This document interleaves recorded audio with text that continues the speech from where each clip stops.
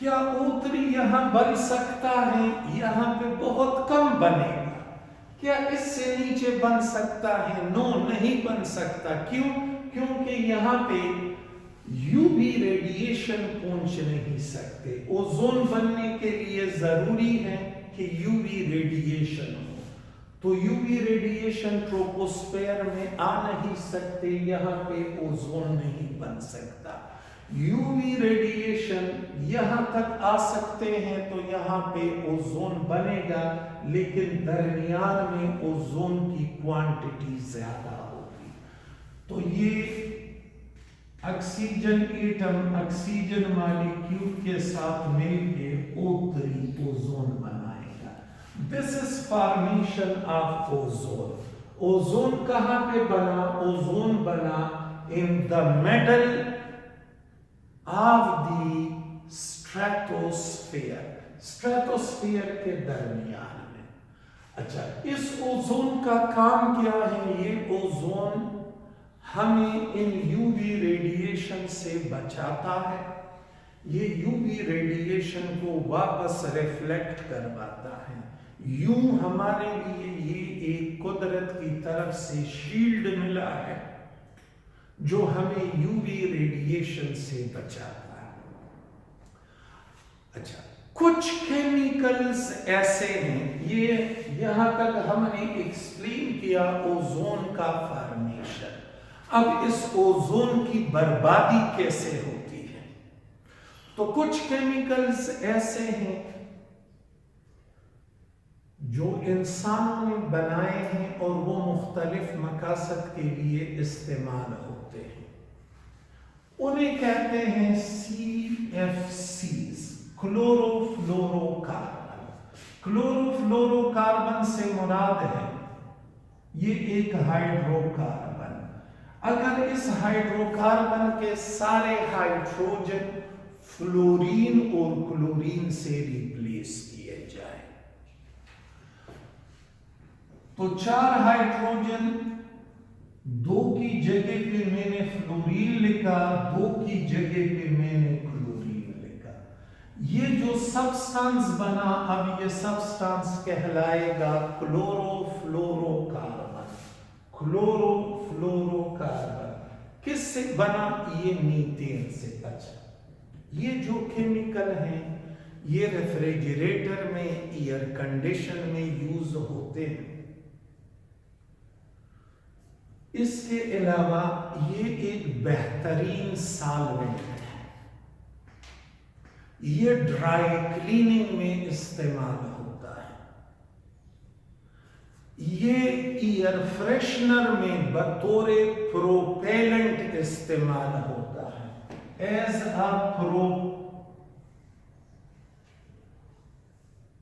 Propellant. Propellant means एक ऐसा chemical जो दूसरे केमिकल को अपने साथ लेके जाए, जो दूसरे केमिकल को पुश करे, धक्का दे दे।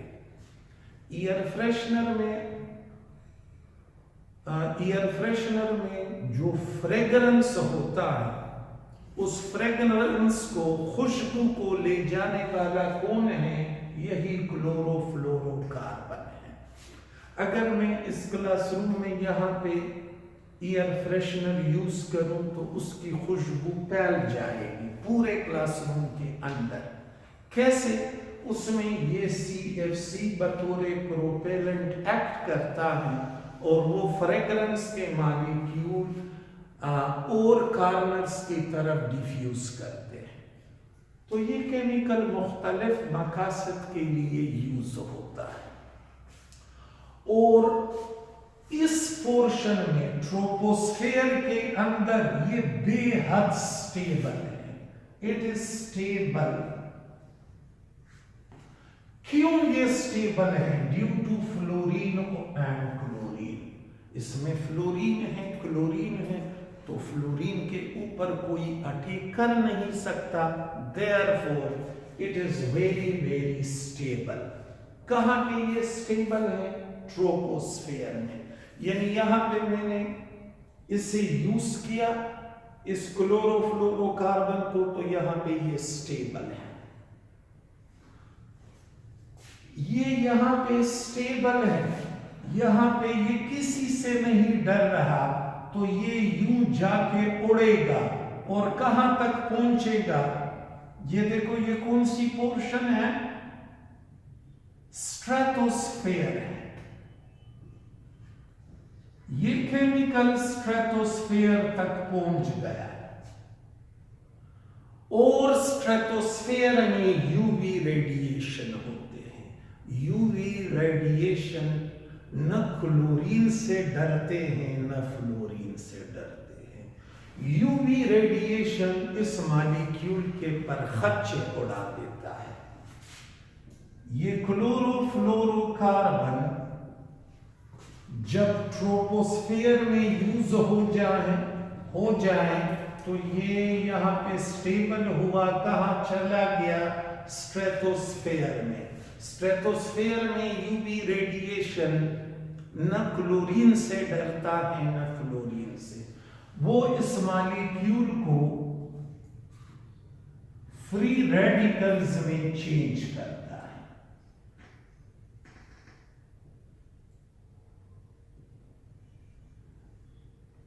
यानी वो इस एक क्लोरीन को इससे अलग करता है। This is chlorine free radical.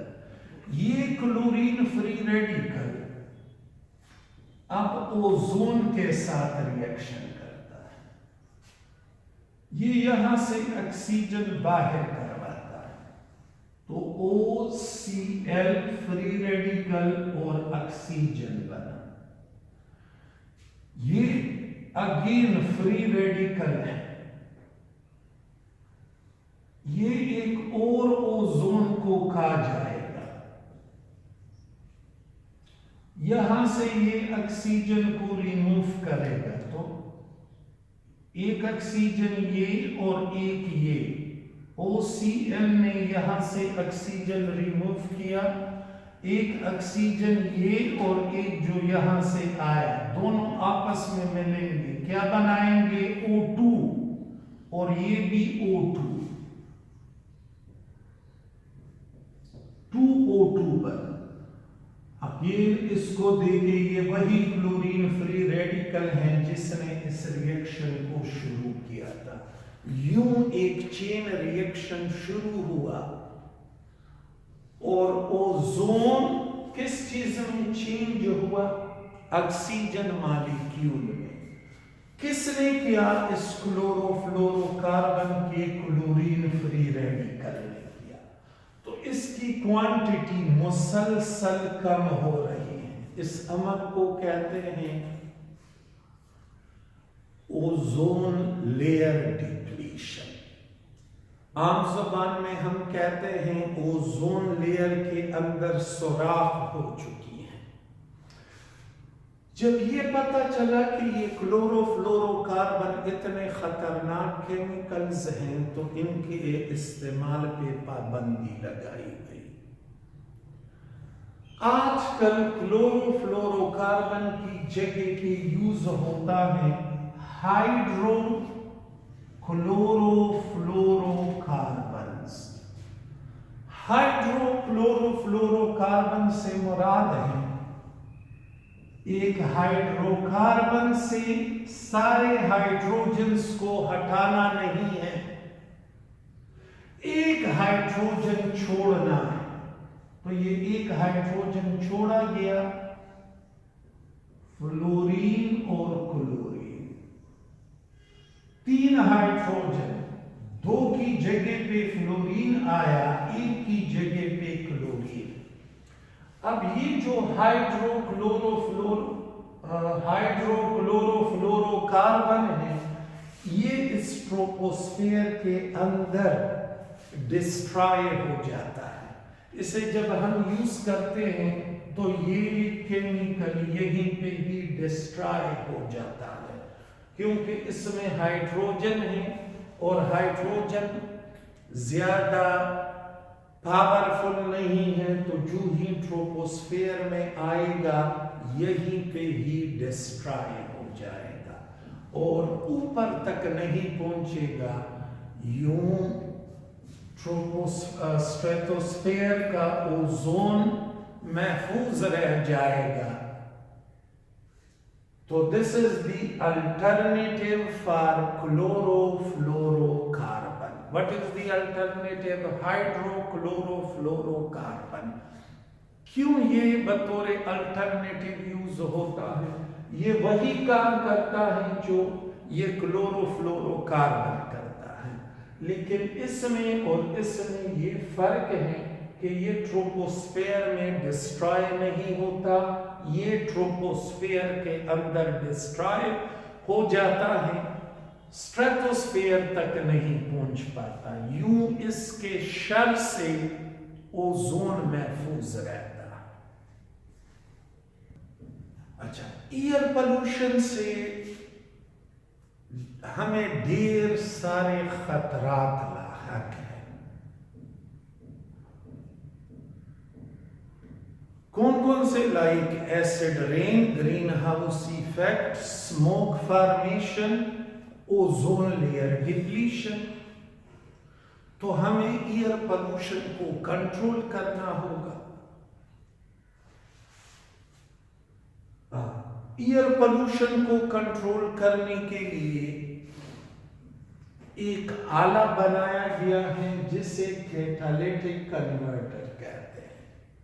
ये कैटालिटिक कन्वर्टर गाड़ियों के अंदर लगा होता है और इसका काम क्या है? Control over pollutants. ये पॉल्यूटेंट्स को डिस्ट्रॉय करता है, उससे एयर में फेंकता नहीं है। गाड़ियों में जो गैसेस फ्रॉम इंजन और फ्रॉम पिस्टन से या इंजन से जो गैसेस आती हैं उसे डायरेक्टली एयर में नहीं छोड़ते, बल्कि उसे कैटालिटिक कन्वर्टर से गुजारते हैं। क्यों डायरेक्टली नहीं छोड़ते? ये कैटालिटिक कन्वर्टर की शक्ल, क्योंकि अगर इसे डायरेक्टली एयर में छोड़ा जाए तो इसमें पॉल्यूटेंट हैं जो हमारे एयर को पॉल्यूट कर रहे हैं। इसे एक प्रोसेस से गुजारते हैं और उसके बाद इसे एयर में धकेल देते हैं और इस कैटालिटिक कन्वर्टर से जो गैसेस निकलेगी वो हमारे एयर को पॉल्यूट नहीं करेगी। कैटालिटिक कन्वर्टर दो हिस्सों पे मुश्तमिल होता है। इसके ये दो हिस्से हैं।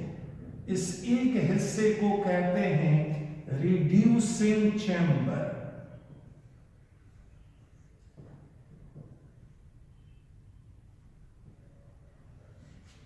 दूसरे को कहते हैं oxidising chamber.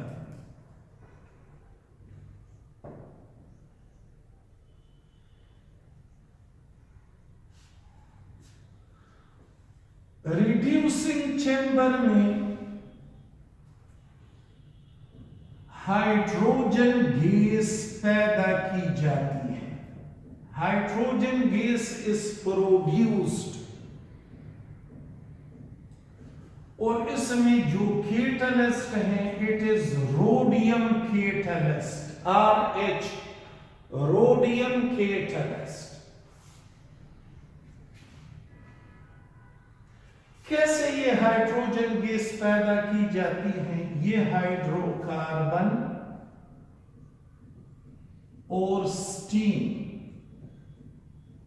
In presence of this rhodium catalyst ये आपस में मिलेंगे तो ये बनाएंगे कार्बन मोनोऑक्साइड और ये हाइड्रोजन।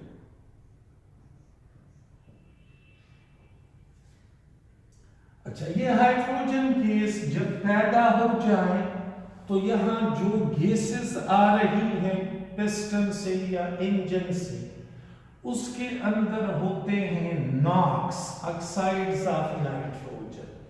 ये हाइड्रोजन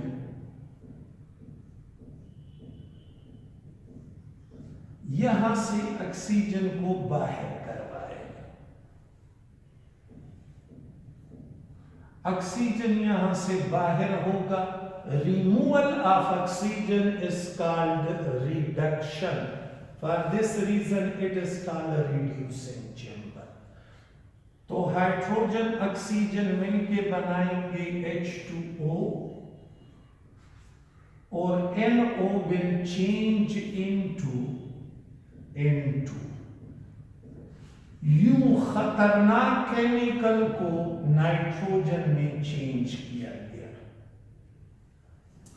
यह दूसरा chamber which is called oxidising chamber, इसमें प्लाटिनियम या प्लाडियम बतौर कैटलिस्ट यूज होते हैं। और ये क्या करते हैं, अगर कोई हाइड्रोकार्बन रिएक्शन से बचा हो तो ये हाइड्रोकार्बन यहां ऑक्सीडाइज होता है CO2 में, H2O में।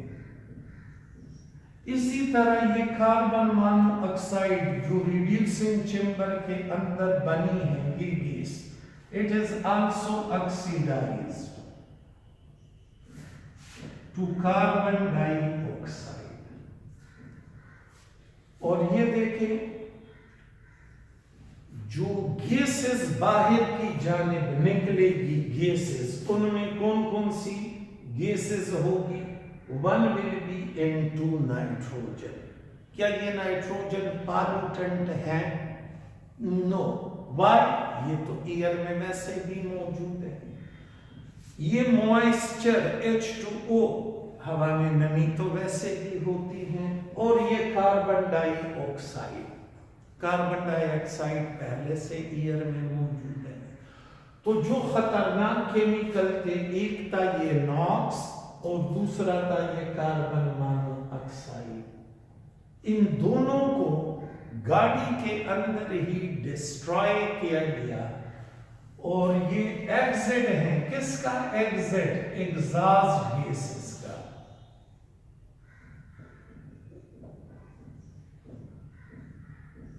तो यहां से जो गैसेस निकलेगी they will be free from the pollutant. और यूं हमारा ये एटमॉस्फेयर पॉल्यूट होने से बच जाता है। तो कैटालिटिक कन्वर्टर एक एक्सीलेंट इंस्ट्रूमेंट है जो गाड़ियों के अंदर फिट किया जाता है। और इसका काम है एग्जॉस्ट गैसेस से पॉल्यूटेंट को रिमूव करवाना। ये नॉक्स को नाइट्रोजन में चेंज करता है। और ये कार्बन मोनोऑक्साइड और हाइड्रोकार्बन को कार्बन डाइऑक्साइड में चेंज करता है। इसके दो चेंबर होते हैं। पहला चेंबर कौन सा? Reducing chamber. दूसरा चेंबर ऑक्सीडाइजिंग चेंबर।